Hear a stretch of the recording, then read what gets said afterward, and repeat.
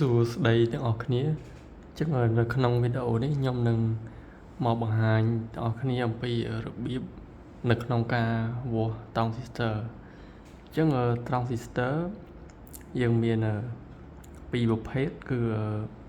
ប្រភេទ PNP ហើយនិង NPN ចឹងនៅក្នុងការវាស់គឺយើងវាស់3ប្រភេទគឺមានន័យថាយើងវាស់ទី1គឺរោគប្រភេទរបស់វាថាជាប្រភេទ PNP ឬក៏ NPN ទី2គឺយើងវាស់រោគជើងរបស់វាគឺមាន3មាន B មាន C មាន E ទី3គឺយើងវាស់រោគកំហូចថាតើវានៅល្អឬក៏ខូចអញ្ចឹងនៅក្នុងការវាស់មុនដំបូងគេគឺយើងត្រូវវាស់រោគជើង B មុនគេអញ្ចឹងនៅពេលដែលត្រង់ស៊ីស្ទ័រយើងមានបែបនេះហើយយើងអត់ដឹងថាជើងមួយណា B ឬក៏ C ឬក៏ E អញ្ចឹងទៅមុនដំបូងគឺយើងមាន multimeter ប្រភេទជា analog យើងកាច់មកកលីបគុណ10អញ្ចឹងយើងវាស់រោគ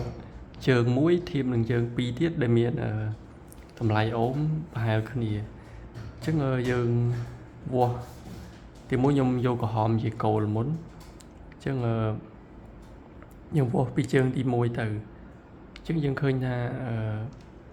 multimeter យើងគឺអត់វាត់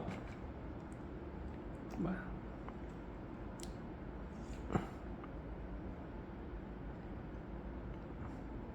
ចឹងបន្ទាប់មកទៀតខ្ញុំវាស់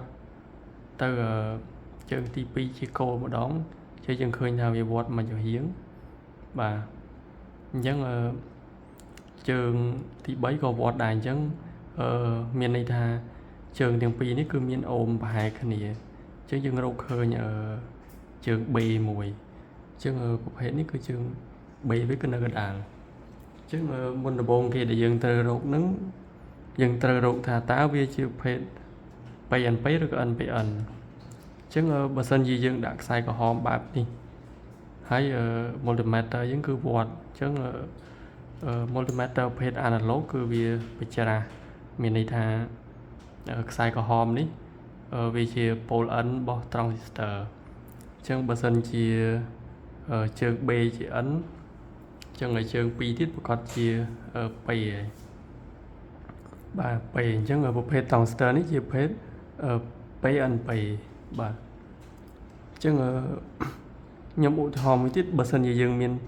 transistor មួយទៀតបាទបើសិនជាយើងដាក់ជាមួយនឹងជើង B ក្រហមគឺវាអត់វត្តទេតែនៅពេលដែលយើងដាក់ជើងរួមពណ៌ខ្មៅគឺវត្តវិញបាទគឺវត្តវិញអញ្ចឹងមានន័យថាជើង B នេះគឺ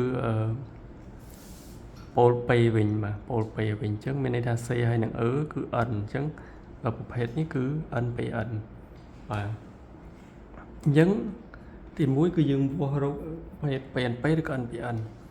តបមកទៀតយើងរកជើង C ហើយនឹងជើង E អញ្ចឹងនៅពេលដែលយើងឃើញជើង B ហើយ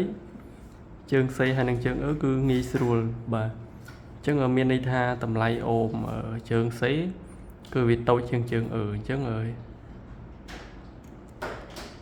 ថាខ្ញុំដាក់បែបនេះ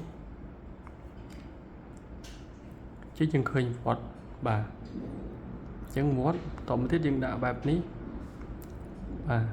អញ្ចឹងយើងនឹងផ្ទៀងផ្ទាត់ថាតើតម្លៃអូមជើងខាងណាវាមានតម្លៃធំជាងបាទអញ្ចឹងបើតាមខ្ញុំមើលទៅគឺជើងទី3មានតម្លៃអូមធំជាងបាទវាខិតទៅឆ្វេងជាងអញ្ចឹងតម្លៃអូមវាធំជាងអញ្ចឹងមានន័យថាជើងទី3នេះជាជើង E អញ្ចឹងជើងទី1ជាជើង C បាទជើងកណ្ដាលគឺជើង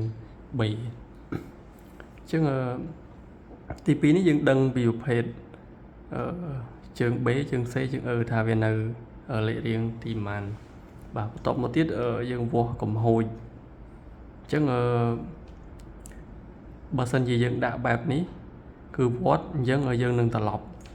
ឡប់ជើង B អញ្ចឹងយើងយកខ្សែខ្មៅមកដាក់វិញអ ចឹងយើងឃើញថាវាអត់វត្តបាទដាក់ជើងទី1ក៏អត់វត្តចឹងបើសិនជាយើងត្រឡប់ទៅនៅតែវត្តមានន័យថាត្រង់ស្ទើយើងខូចទី2យើងវាស់ជើងសេជាមួយនឹងជើងអញ្ចឹងយើងឃើញថាវាអត់វត្តទេទោះយើងត្រឡប់ខាងក៏អត់វត្តដែរបើសិនជាវត្តគឺមានន័យថាខូចចឹងអានេះខ្ញុំឧទាហរណ៍ប្រភេទតង់ស្ទ័រតូចហើយចំពោះធំខាងនេះក៏របៀបវាស់គឺដូចគ្នា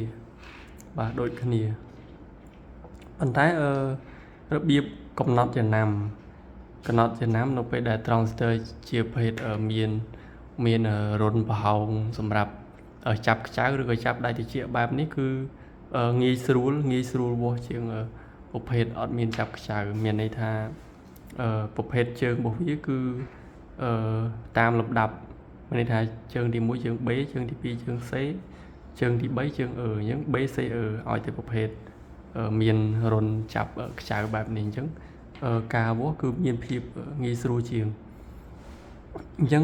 នេះជាការវាស់ក្នុង multimeter analog អញ្ចឹងខ្ញុំនឹងឧទាហរណ៍នៅក្នុងការវាស់ multimeter digital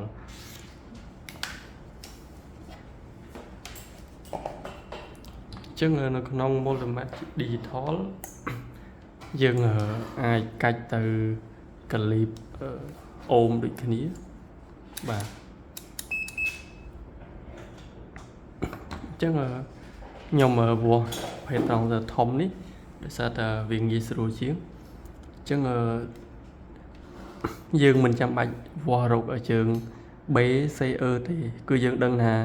តាមលំដាប់លេខរៀងប្រភេទត្រង់ស្ទ័របែបនេះគឺជើងរបស់វាគឺជើង B C E អញ្ចឹងជើងទី1គឺជើង B អញ្ចឹងយើងធៀបពីជើង B ទៅមុនគេបាទយើងឃើញ0.560 មេហ្គាអូមអញ្ចឹងបន្ទាប់មកទៀតយើងវាស់ជើង E អញ្ចឹងឃើញ0.570បាទអញ្ចឹងមានន័យថាជើង E គឺតម្លៃអូមវាធំជាងបាទតម្លៃអូមវាធំជាង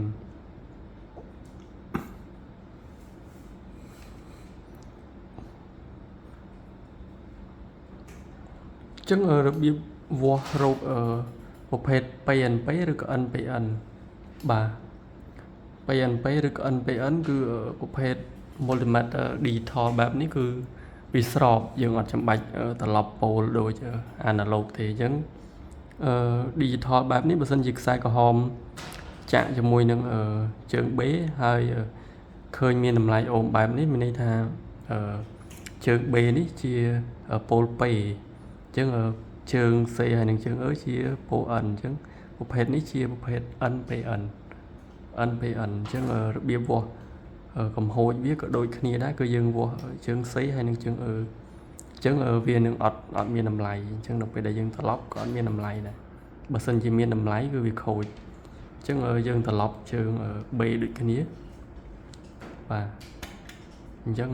ក៏អត់មានតម្លៃដូចគ្នាបាទអញ្ចឹងនេះជារបៀបនៅក្នុងការវាស់ multimeter digital ប៉ុន្តែយើងកាច់ទៅកលីបអូមប៉ុន្តែយើងអាចកាច់ទៅកលីបមួយទៀតគឺមានន័យថាកលីប diode បាទយើងអាចចុចទៅកលីប diode